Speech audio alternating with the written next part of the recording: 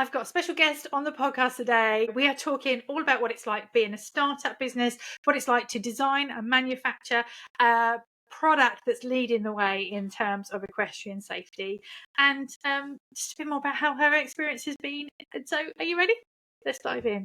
You're listening to the Stable Business Podcast. I'm your host, Jenny Bush, here to chat all things equine business with a new episode every week from me or from the best in the biz. Now, don't forget to leave a review and, of course, hit the subscribe button so you don't miss an episode when it drops. So I'm so excited to be joined today by Carmen Cummiskey of FOMO.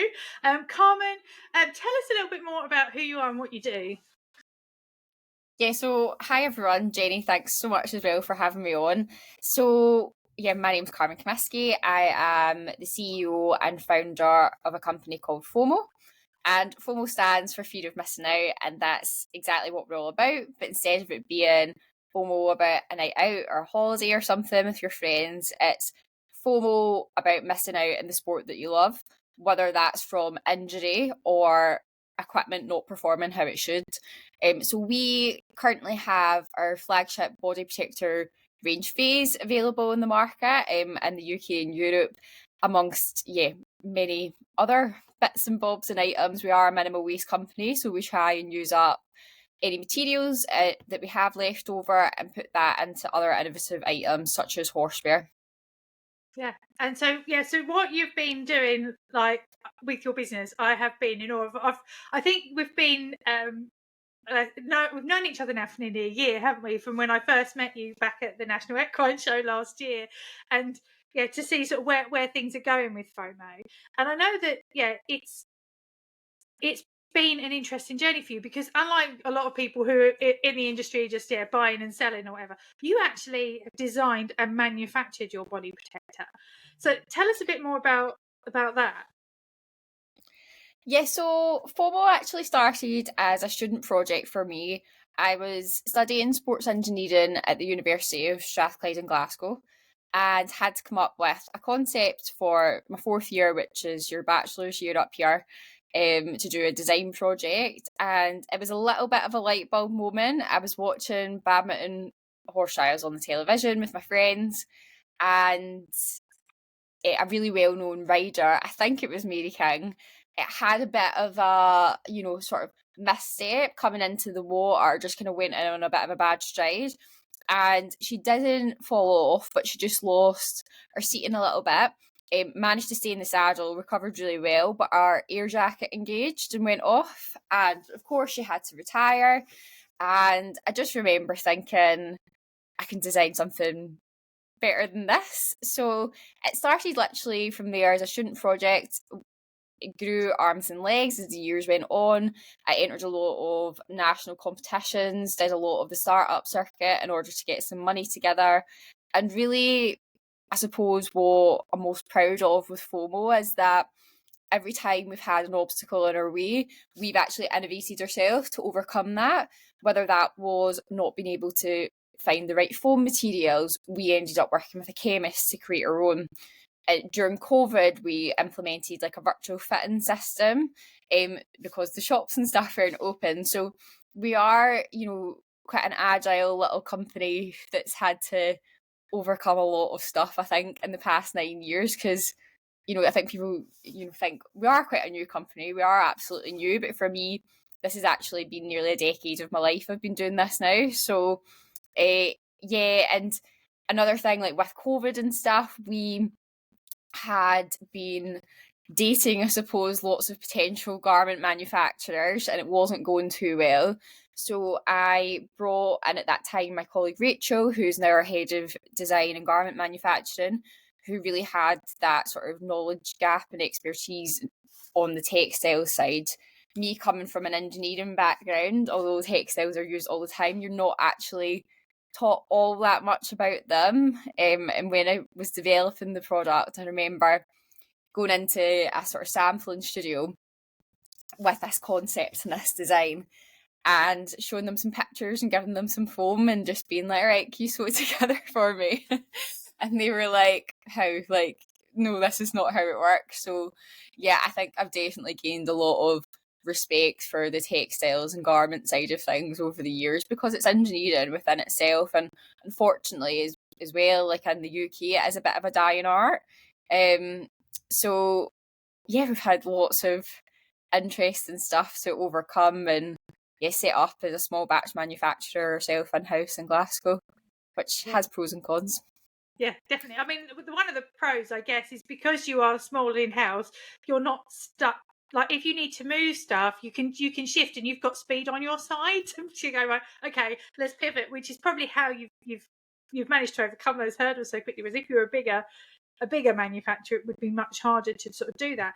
But what I love about your product, and I've seen it sort of several times, and I know my daughter, I've actually got the measurements written back there, because she will be getting one, and she said it's just so comfortable, is just all the stuff that the thought that you've put into it, and the way that it fits, and the fact that you can change the covers. I mean, tell everybody a bit more about the actual like body protector itself. Yeah, so I think what was quite fortunate for me was that I didn't design the body protector based off the standard. I designed the body protector based off of the feedback I'd had from riders, retrospective injury studies in terms of, areas where people were injured. Actually, chest injuries are the second highest cause of death in horse riders at nearly sort of 40%. So for us, like, we have a side zip design, which has never been done before. The foam itself, I mentioned we developed 2 unique blends of polyurethane foam in the product. So it actually is almost like a foam exoskeleton in there. So you have a slightly harder panel, which goes along the line of your sternum. You have these interconnected panels which go around your rib cage, minimising any weak points because it's stepped a little bit like an armadillo shell there. And then you have a sort of spinal board that goes down with your tail flap. And really what that does is works with your rib cage and your structures underneath to disperse the stress of the impact along what we already have inside of us. So for me, that's quite crucial, and this all comes together with this dial adjustment system. Traditionally, body protectors have either had these big Velcro straps, or they've had lacing, or they've not been able to adjust at all. And what you kind of get from that, if they are adjustable, is you have about a 15 centimetre gap down the side where there's only around about 50% thickness of the foam. So your ribs are exposed in those areas compared to other areas in the body. So yeah, with ours, it minimises the weak points, but also kind of maximises the armhole allowance. And yeah, as you mentioned, all our covers, they are a part of the body protector. You can completely remove them and just stick them in the wash at 30, and it is like a really high quality, expensive sort of soft shell that we use on the outside. So it's really kind of hardware and plush textiles that we use as well. And for me, being a horse rider and being an engineer myself, the level 3 standard, it is difficult to pass. If you look at other sports standards, we're actually, I would say, more difficult to pass in terms of the impact absorption. But its standards have been written many years ago, and a lot of the times you've had like different chunks added onto them. And for me, the technology is now out there for us to create repeatable testing protocols which are more adapt to lifelike scenarios. And with horse riding, there's so many variables involved. There's the speed we're traveling, there's the weight of us, weight of the horse, the ground that we're on, the fence type that we might come into contact with, what materials that made of, is the ground soft, is it hard?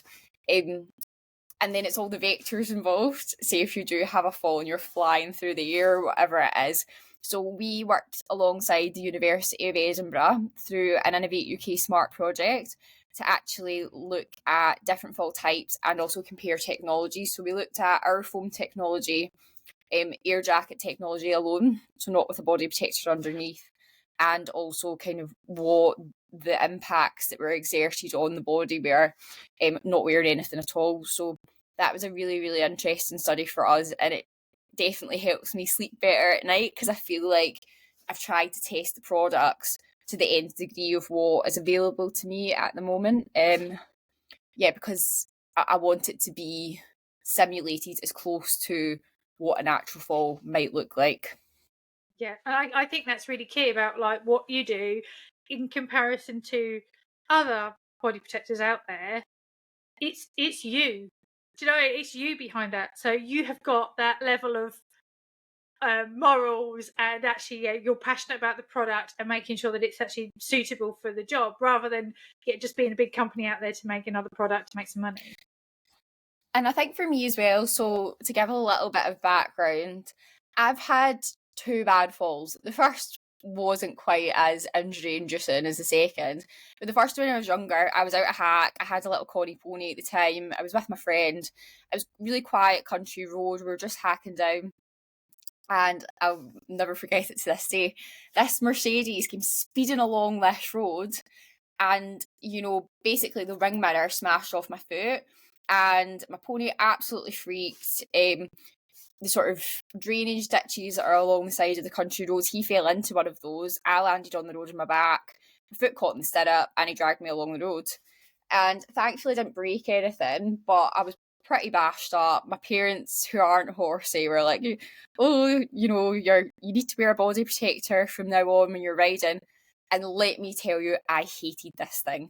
It was brick hard. My pony liked to do handstands with me, as he was jumping around the arena, and he was a great little kind of jumper, but it's just like how he went. And what I was finding was, because it was so rigid, if he threw in a massive buck, I was like almost going out the front door. I just felt like I didn't have the same sort of reaction as not having anything on. And so that was my first experience of body protectors, and really never wore them unless I really had to. And then another thing sort of happened to me where I was out on a ride just before Christmas. I was on a horse who I didn't know, and we were just about to set off from this farm, and basically, long story short, a series of unfortunate events. It was about 30 people. It was just before Christmas. The horse was a big, fit hunting horse, and the gate didn't open at the bottom, so you had 30 people going through a single style opening. They always usually open the gate, and I was surrounded by people, and the horse wanted to go, couldn't move, and it flipped backwards on top of me because it went up. The ground was so wet, it lost both its legs underneath it. So I fractured my pelvis. And funnily enough, I was absolutely fine. I knew I'd done something, and I wasn't crying or anything, but, thankfully there was a few off-duty paramedics that were there, and an off-duty intensive care nurse, and they were so lovely to me. This was with Lauderdale Hunt, and I knew I'd done something, so I didn't move. The road ambulance came, and then they decided I had to be airlifted, and that's when I started crying. And let me tell you, I never, ever want to go in an air ambulance ever again. I'm not the best flyer. And so I was really, really lucky, and everyone kept telling me how lucky I was, which I don't actually necessarily think that helps you, because unfortunately there'd been a jockey in a few days before me who'd had quite a severe rotational, done the same sort of injury as me. I thankfully had a stable fracture, but I did have a small crack down my back as well, so they were a bit unsure whether they were going to operate or not. But his pelvis was just in smithereens, and they were like, you have no idea how lucky you are with that type of injury, just to sort of walk away with that. So I'm very much someone who is aware of what can go wrong, and it's not even necessarily as if those two incidents where like I was like jumping, I was going over a massive trachea, or I was like kind of intermediate or something. It was a little bit of, a series of unfortunate events. And unfortunately with horse riding, I think that's when we're most likely to have these quite severe injuries. Yeah.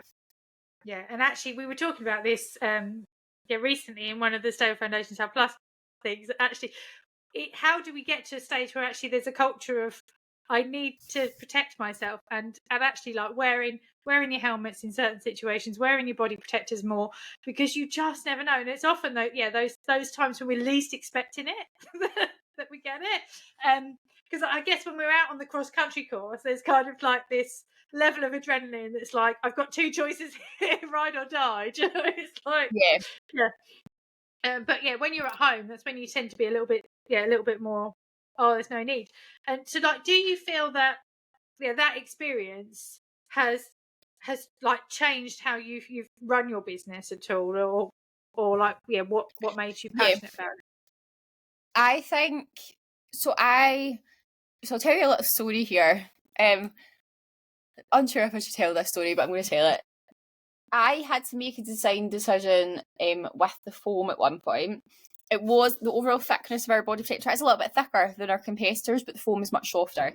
And we were passing by so much in our sort of plastic tools before we moved to tooling for injection molding the foam that I was like, I'm going to take X amount of millimeters off of it from the tools that were there, because we were honestly flying through. We were like passing by about 75% with these sheets that we were sending in. And long story short, I took quite a bit off because I'd worked out the calculations from a graph and everything. And it threw off one of the measurements quite a bit. And I made the decision to take the product to market with it being a little bit thicker than what I had originally wanted. But the reason for that is what we found at that particular thickness and with those layering of panels was that we'd found a sort of sweet spot in terms of providing protection against the different types of impacts. And at the end of the day, a body protector should do what it says on the tin. And for me, what I had found from my original research was that lots of riders didn't believe they did anything and that they worked. And from some of my testing, looking at some of the foams and stuff that were available out there, I could see in my findings what some of the verbatim tied to.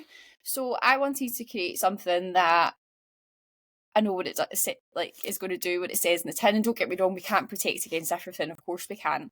Yeah. But I would much rather save people's lives. I sound like Mary just being Grey's Anatomy or something. I guess it's true. Like, I would much rather it was comfortable and it protected you than it maybe looked however much more streamlined, because it is meant to be a safety product. You wouldn't put a thin piece of cardboard with lots of little cut out holes on your head, would you, to protect your head? So why are you doing the same to your body? Yeah, I think a lot of people just see it as a box ticking exercise. It's like, oh, I've got to wear one. Whereas actually, when you come from it from that scientific point of view, when you're actually looking at the data and the statistics, and that's what I love about the way that you've done your companies. A lot of that is based around that science and using the data, as you said, to actually see what the protection is. And I think that's really, really important. Like, how do you go about even doing all those tests? Like, I wouldn't know where to start. Yeah, I think for me, I definitely have one of those brains. Like, I was at an engineering firm yesterday as part of one of the Scottish engineering networks called SEED that we were a part of. And the stuff that this company, they're called CA Models, is doing is absolutely incredible. Like, they're 3D printing in metal. They do lots of stuff from Formula One, like security and defence. Like, I can't even begin to tell you the stuff that this company can create. And I was in there, and I don't know if I can talk about one of the things that we're doing, but it was a form of injection molding using plastics and stuff. And right away, I was like, could you do this? Could you do that? And I think I have like one of those brains. Like, I am quite creative. I've no idea how I fell into engineering. It was kind of, I wanted to study vet med. I got minimum entry grades, and it was actually my guidance teacher at school was a little bit like, you didn't get 5 A's, you'll never get in, and just totally put me off applying. So I fell into doing engineering, but I actually think it's really sort of suited to me, because I don't think I necessarily have a brain that works the same way as everyone else. And I think that that's a good thing. And with all the tests and stuff, I'm quite good at like visualising and tying it to sport. I do think my degree was good in terms of sports engineering, because we studied biomechanics and anatomy as well. So right away, when I look at products and I think about safety products, I'm thinking, okay, well, if you do this, you can protect X, Y, and Z. So I think that my degree definitely helps with that too. Yeah, no, I think it's brilliant.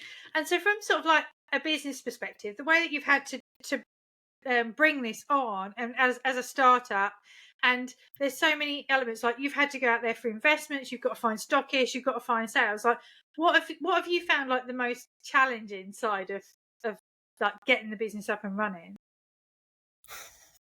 I think that I know, lots of businesses had this.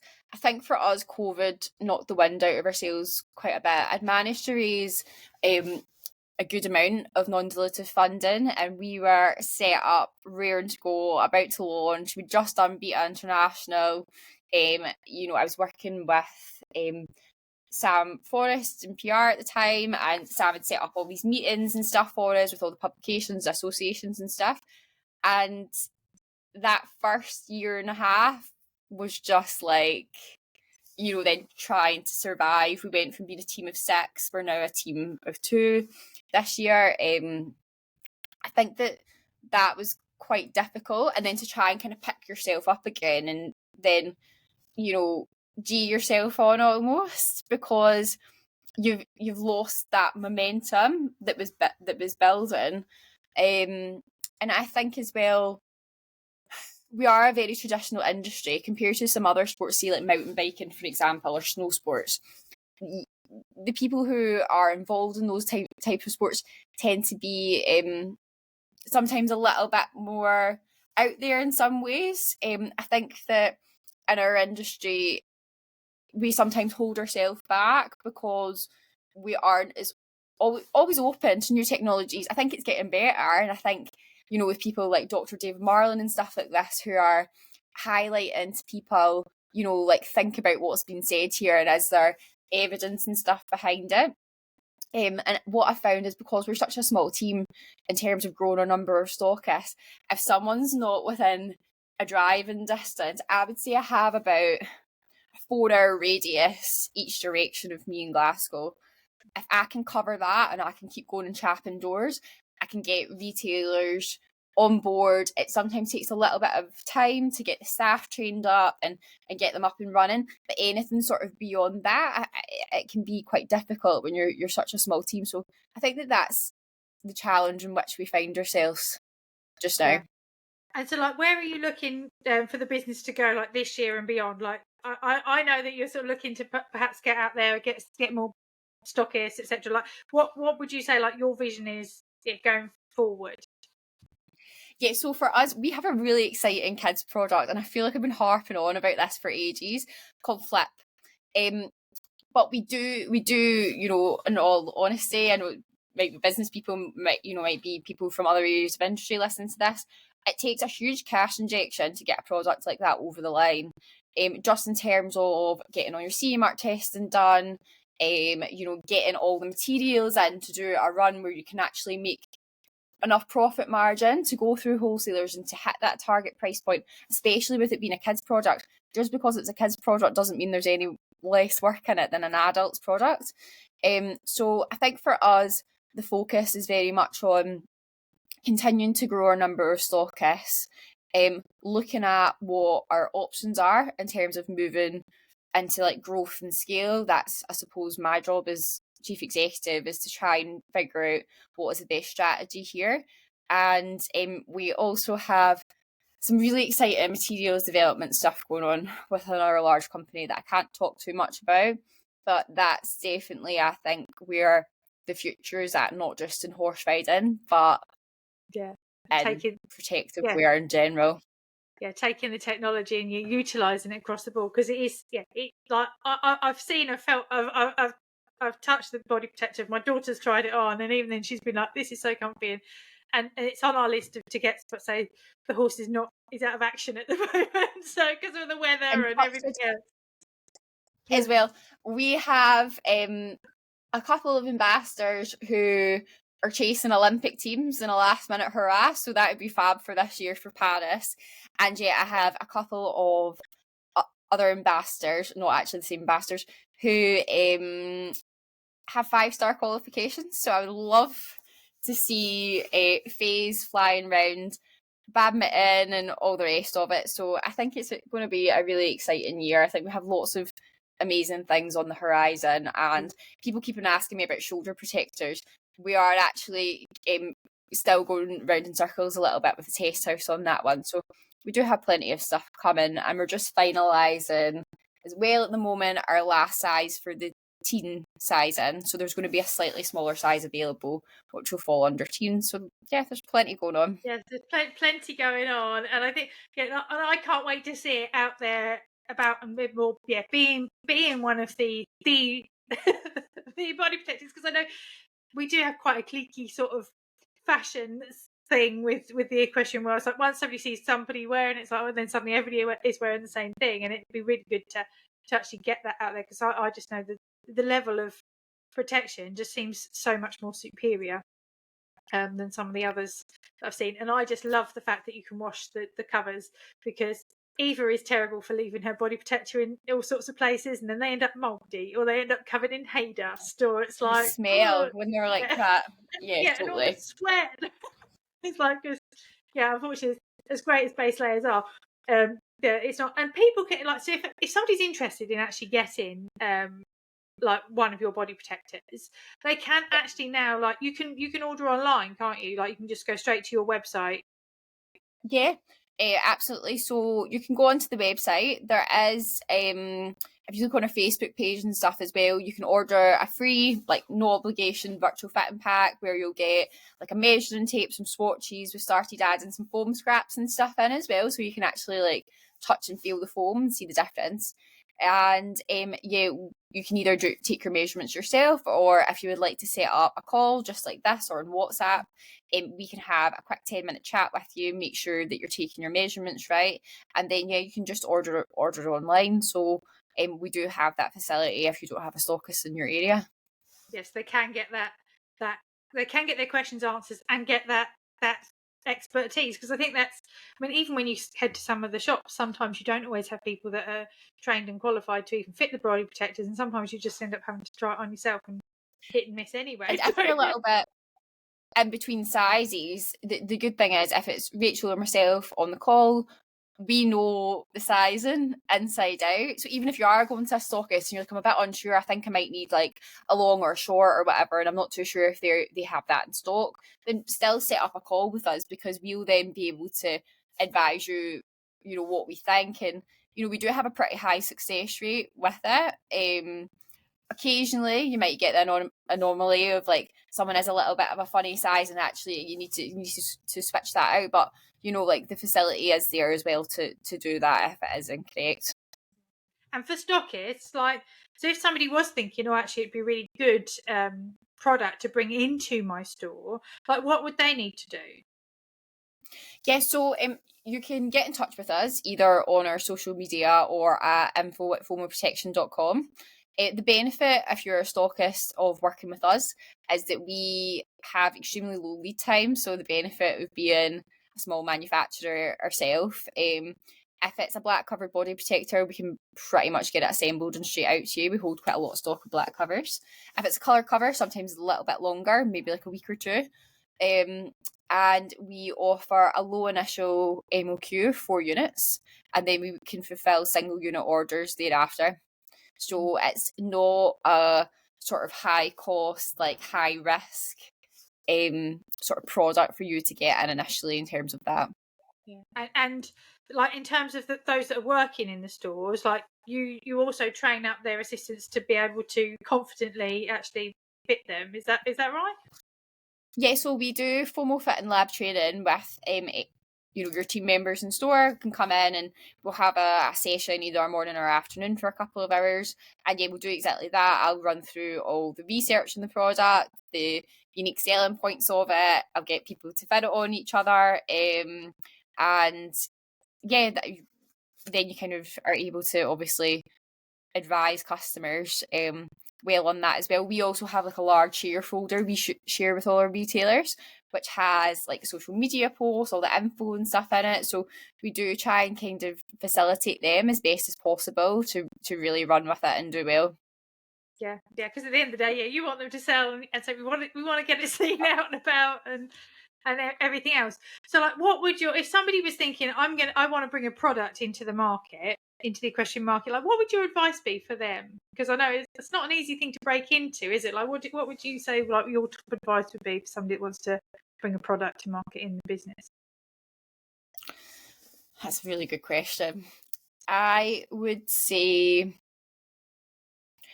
something I wish I'd done a little bit more of would be who is it you're selling through? You know, is it going to be you're selling yourself e-commerce? Is it going to be you're selling into retailers or wholesalers or distributors? Really try and engage with them early on, in terms of your pricing strategy, in terms of how the things that you'll need to have to make that a success. Because it is really difficult as well, I think, to get seen if you don't have a huge, marketing budget. And actually, as well, I think you'll see like lots of companies out at trade shows and stuff, and some of these newer brands who have came and look like they're doing really well, they have taken masses of investment. So, whilst they may look like they're doing really well, and of course they are, they're growing and all the rest of it, they might not necessarily be in profit yet. And I think that the equestrian industry, sometimes we are a little bit bad for, you're at a trade show and you say, oh, how are you doing? And everyone's like, great, great, great. And, you've only seen a few people or whatever walk into their store that day. So I think that it can be a little bit cloak and dagger that way sometimes. So I would definitely say focus group and interview your customers and how you're going to sell. That would be one of my key points, and something that I wish that we did a little bit more of. So now, in terms of when we were looking at product development, I have a few key retailers who are big players that I'm going to and just bouncing some stuff off and seeing, okay, like, in terms of pricing and the product development and stuff, because if they're selling 40, 50 or whatever it is a week of them, then they're definitely people to ask. Yeah. I think that's so key, is to actually go out there and get the people in that. One, you can ask, so that you're testing, you're coming from that level of, okay, is there a market and what do I need to do, like, in order to make sure that this is something that people are going to want, that people can buy, because there's nothing worse than bringing something to market that actually you invest time, energy, money, and so it does take a lot of investment, and then nobody buy it because you haven't done that research enough. I think that's a really good point, Carmen. So, are there any other tips that, like, you like that you've learned, like, what lessons you've learned over the last 10 years of creating and bringing this? Like, what would your top advice for? I think it's hard, but I think don't take things personally. And I think that not everyone's gonna necessarily like what you do for one reason or another. But I think with us, what I tend to say is, I think that we're like Marmite. People either absolutely love us or they hate us, and I think that's actually the sign of a good product. I can't remember, someone really famous has said this before, but you would rather be like something that people were like, absolute cult following, but then some people didn't like, than just being really vanilla and sitting in the middle. So that's something I would say, try not to take stuff personally. I'll tell a quick story about this. So there was once a person, I won't say which gender, and just before I was about to launch, they had been to Blair, they tried on a product, they placed a pre-order, we'd had delays with CE mark testing, as to be honest, most products coming to market do, and we're keeping everyone up to date, all the rest of it. I'd offered them the deposit back, and I got to the stage that they were constantly on at me so much, as expressed an agent, interest in becoming an agent and stuff for us, constantly on. Anyway, I eventually sent them a sample with a disclaimer to say, do you know what, like, this obviously isn't approved yet, it's almost approved, but like, just basically just to shut them up, right? And bear in mind, they tried the product, the lights keep going off in here. They'd tried the product about 3-4 times, all the rest of it.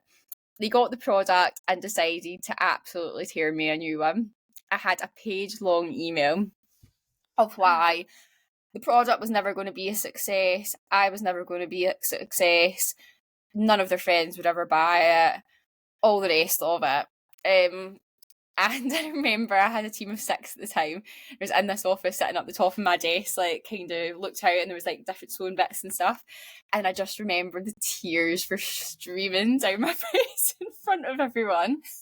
And you know, like we literally must have got like our CE mark approved like the following week or something, and it was absolutely brutal. And now, thankfully, that doesn't happen too often.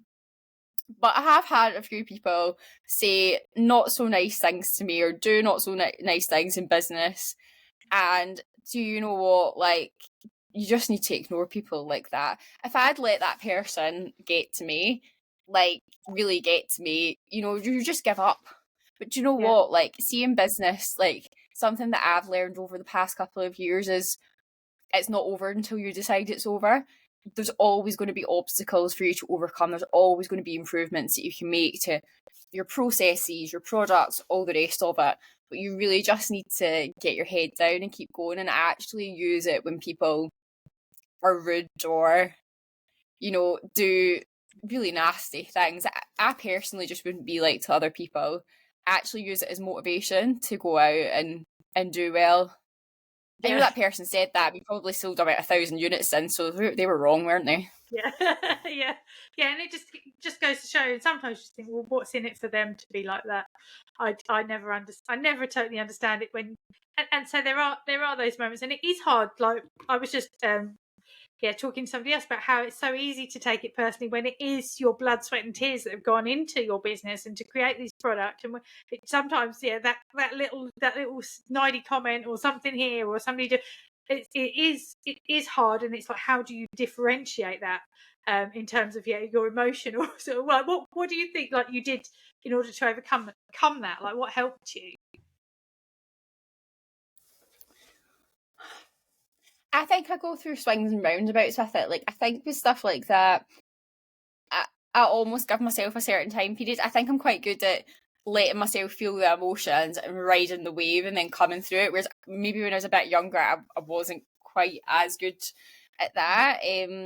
Something that I started doing recently, and I'd listened to it on a Diary of a CEO podcast, was see if I have things that are worrying me or, you know, a little bit like intrusive thoughts and, you know, you're kind of being your own worst enemy. I started writing a list of the stuff that worries me and then saying, right, okay, I can't think about that just now. I'm going to set myself time, 10 minutes and a Saturday or whatever it is, to actually then worry about that. But in the meantime, here's all the stuff that I need to do. And I think that really helps me to compartmentalise and just sort of like push on. And actually, I'm quite into like psychology and I like listening to podcasts and reading books and stuff about it. And a lot of the time when people are like that, it's actually nothing to do with you or your business or, you know, whatever it is, or, you know, people are being a bit of a nightmare and it's everything to do with them. And I think I definitely take a lot of comfort in that. And yeah, if people do let you down as well, and maybe you do have, you know, a better relationship and stuff with them, I, again, just use that as motivation to say, right, okay, well, here's the things I'm going to implement in the future to continue growing the business and making things better. And I think you can always grow from those experiences if you allow them to be the manure, the kind of to step in to actually fertilize things rather than allow it to just go rotten.